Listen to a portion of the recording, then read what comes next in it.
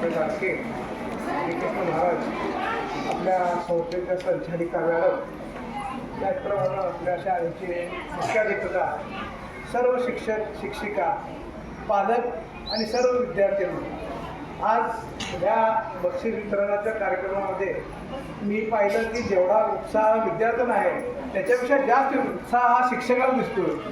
त्यांनी ज्या पद्धतीने ते प्रेझेंटेशन केलं किंवा या मुलांना एन्करेज करण्यासाठी जेवढे प्रयत्न केले त्यावरून असं दिसतं की शिक्षकांचं वैयक्तिक लक्ष प्रत्येक विद्यार्थ्यावर आहे. हे ह्या ह्याच्यातून दिसून येतं.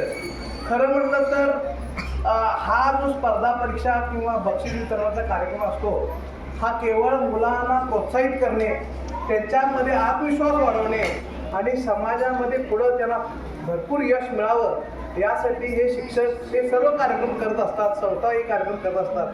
ह्या संपूर्ण कार्यक्रमामध्ये कुणाला यश मिळालं किंवा कुणाला अपयश मिळालं याचा हा कुठलाही हे केलेला नसतो. केवळ मुलांना त्यांच्यामध्ये आत्मविश्वास निर्माण व्हावा, ती मुलं आपल्या शाळेतली पुढं जावी, त्यांनी चांगलं नागरिक बनावं, चांगले त्यांच्या संस्कार व्हावे हा एकमेव उद्देश ठेवून हे शिक्षक सर्व हे कार्यक्रम करत असतात. ज्या मुलांना आता यामध्ये बक्षीस मिळालेलं आहे त्यांच्या चेहऱ्यावरचा आनंद आणि त्यांच्या पालकांच्या चेहऱ्यावरचा आनंद असं बघून असं वाटतं की आपला मुलगा नेहमी खरोखर पुढे जाणार आहे. ज्यावेळेला पुढच्या स्पर्धा परीक्षा असतात त्यावेळेला ज्यांना बक्षीस मिळाले ती मुलं ह्याच्यापेक्षा जोरानं अभ्यास करतील. ज्या मुलांनी ज्यांना अपयश आलं किंवा त्यांना यश मिळालं नाही ती मुलं हा सर्व कार्यक्रम बघून त्यांना पण मनात येतं की आपण जर थोडं जास्त कष्ट केले तर ह्याच्यापेक्षा आपण पण चांगलं यश मिळू शकतो. आणि ज्या मुलांनी सहभागच घेतलेला नाही त्या मुलांना हा सगळा गुणगौरवाचा कार्यक्रम घेतल्यानंतर त्यांच्या मनात पण अशी भावना निर्माण होते, जर आपण स्पर्धा परीक्षेमध्ये भाग घेतला आणि जर आपलं असं गुणगौरव होणार असेल तर ते पुढच्या नक्कीच त्यात सहभाग घेतील. खरं म्हटलं तर ह्या सगळ्या ह्याच्यामध्ये सातत्य हे खूप आवश्यक आहे. सातत्य जर तुम्ही कुठल्याही गोष्टीत ठेवलं तर कधीच तुम्हाला अपयश मिळणार नाही. त्यासाठी आपल्याला एक छोटीशी गोष्ट सगळ्यांनाच माहीत आहे, ससा कासवाची, जी आपल्या आजी आजोबांनी आपल्याला सांगितली असेल. प्रत्येक घरात मराठी कुटुंबात ही सगळी सांगितली जाते. तर ससा हा वेगवान प्राणी असून सुद्धा कासवाकडे सातत्य असल्यामुळं कासव ती शर्यत जिंकते. ह्यामध्ये सांगायचा उद्देश असा आहे की तुम्ही सातत्य ठेवलं पाहिजे. आता आपण ज्या वयात आहेत त्या वयामध्ये जर तुमच्यावर चांगले संस्कार झाले तर तुम्ही नक्कीच चांगले उत्तम व्यक्ती बनू शकता, नागरिक बनू शकता. त्यामध्ये खरं 3 गुरु आपल्या आयुष्यातले सगळ्यात महत्त्वाचे असतात. पहिली गुरु ही आपली आई असते जी आपल्याला संस्कार देते. दुसरे गुरु असतात ते आपले शिक्षक असतात, ते आपल्यावर जे संस्कार करतात, जे ज्ञान देतात त्या ज्ञानाच्या शिदोरीवर आपण पुढचं आयुष्य सगळं आपलं काढत असतो. आणि तिसरा जो गुरु आपला असतो तो समाज असतो. तो समाज आपल्याला कसं जगावं हे शिकवत असतो. पण या सगळ्यामध्ये सगळ्यात जर जास्त कोणाचं महत्त्व असेल तर हे शिक्षकांचं असतं.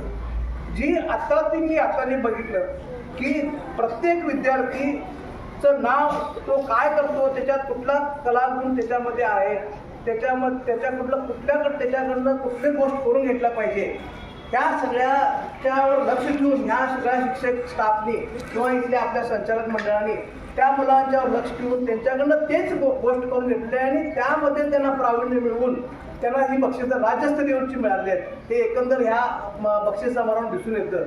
म्हणजे केवळ हे त्या मुलांच्यावर वैयक्तिक लक्ष ठेवणं, केवळ अभ्यास न घेता त्यांच्या बाकीच्या कलागुणा ज्या आहेत त्यांच्यामध्ये जे गुण आहेत त्या गुणांना वाव देणं, या सगळ्याचं कष्ट करून त्यांनी आपल्याला ह्या बक्षीस समारंभाच्या कार्यक्रमामध्ये बक्षीस विशेष प्रावीण्य मिळवून दिलेलं आहे.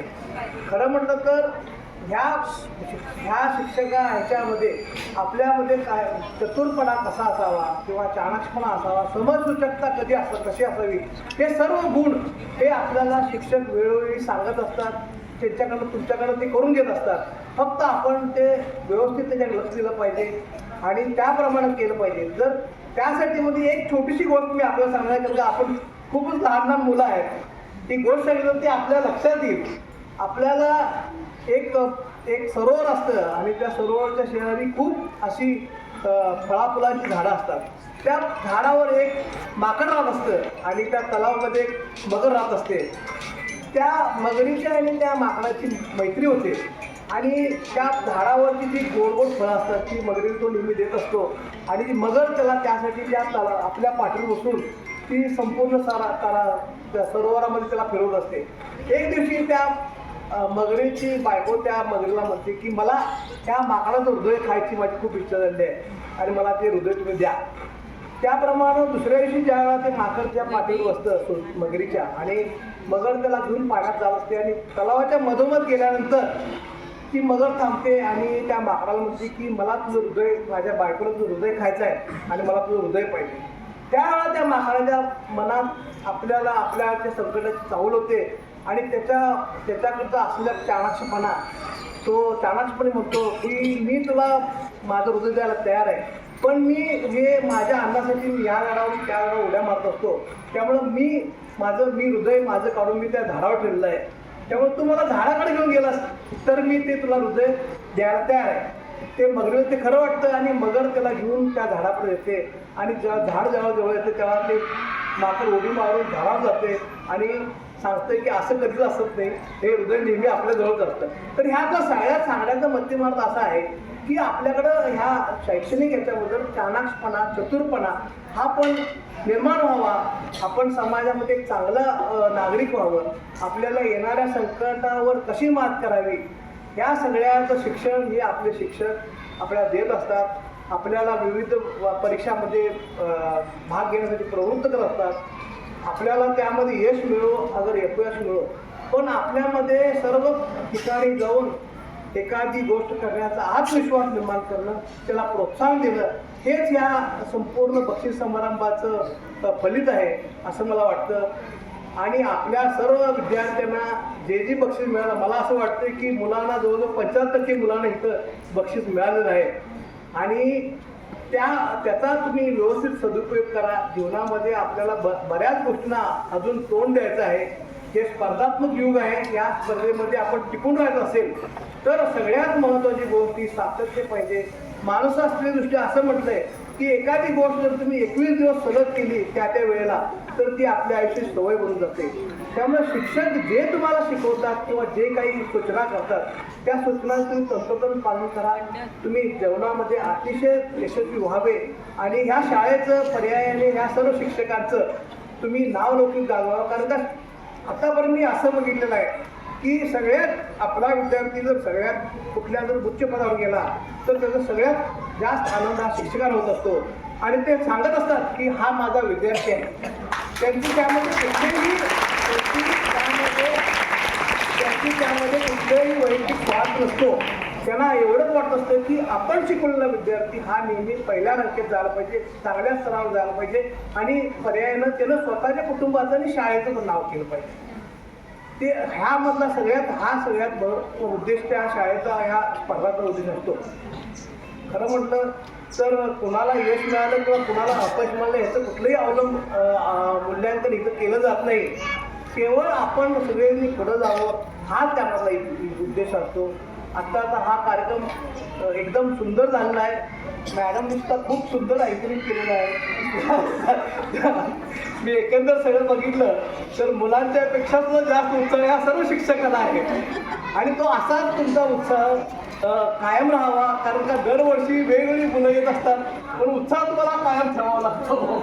जरी पिढी पुढं घेत असेल तर सुद्धा तो उत्साहानं तुम्ही ते शिकवत असता आणि तो तुमचा खरं आता असं म्हटलं तर तुमच्यातला तो एक सर्वोत्तम गुण आहे की तुम्ही ज्या भावनेनं त्या मुलांच्यावर शिकवता किंवा त्यांच्यावर तुम्ही संस्कार करता हा गुण खरोखर घेण्यासारखा आहे. जरी आपली शाळा लहान असली तरी याचं नाव खूप मोठं आहे. ते सगळ्यात महत्त्वाचं आपण कुठल्याही मूल्यांकन हे क्वांटिटीवर करत असतो तर क्वालिटीवर करत असतो. कुठलंही मूल्यांकन हे आपण आपल्याकडं जे गुणवत्ता आहेत त्याचं मूल्यांकन आपण करत असतो. आपल्याकडं जरी 10 मुलं जरी असली तरी 10 मुलांपैकी 9 मुलं ही कशी पुढे जातील ह्याचा आपण प्रयत्न करत असतो.